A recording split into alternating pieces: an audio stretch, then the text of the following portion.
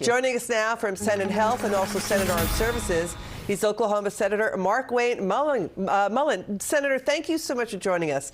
Okay, it's good to see you again. The Republican majority in the House is getting slimmer by the day. It's now 217 to 213. Republican Congressman Gallagher is going to leave soon in a few weeks. What do you think of what's going on in the House?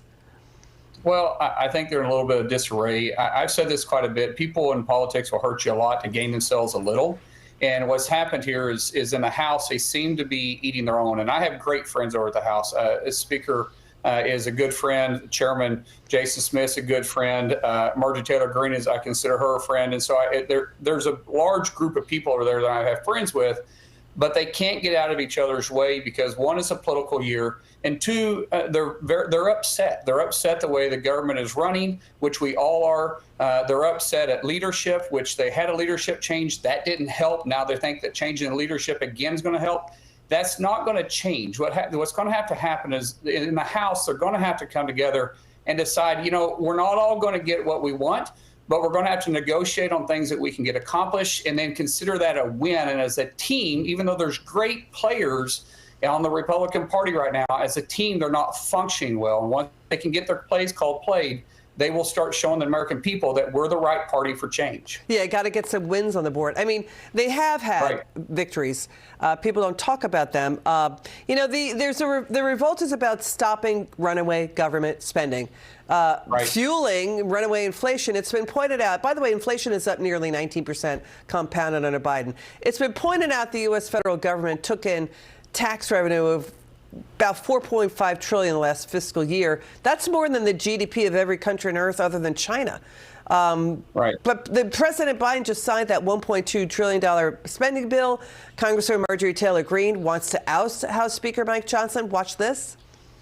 What I want to do is try to make sure the American people can win at the end of this rainbow. This bill has now been passed. We're spending money that we don't have. We're going to rack up more debt. I disagree with that.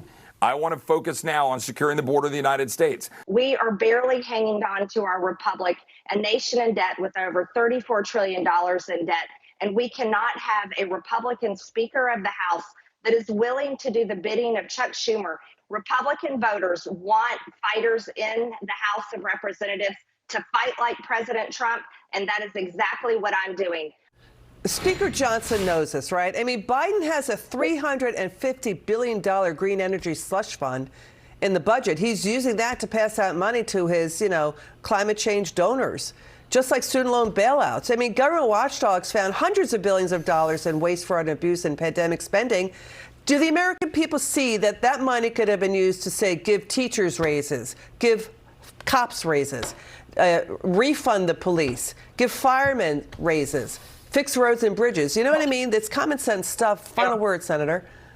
I do agree with all that. All those raises they're talking about, though, are handled at the state level, not necessarily the federal level. But when you start talking about actually cutting spending, the dirty secret is the 12 appropriation bills that we just passed the last few weeks only represent 30% of the budget. 70% of the budget is on autopilot.